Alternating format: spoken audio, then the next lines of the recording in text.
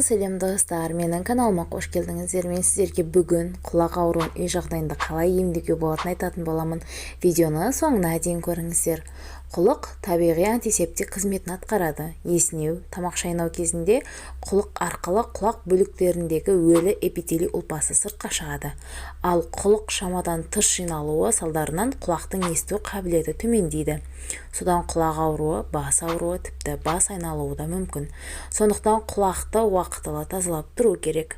Ал құлақ ауруынан оңай арылу үшін төмендегі емді жасауға болады. Бірдей мөлшерде алма сірке суы мен спиртті араластырып, ауырған құлаққа 3 тамшы тамызыңыз. Құлақтың сырғалығын ақырын қозғап, дәрінің құлақ қабырғаларына толықтай жетуіне жағдай жасаңыз.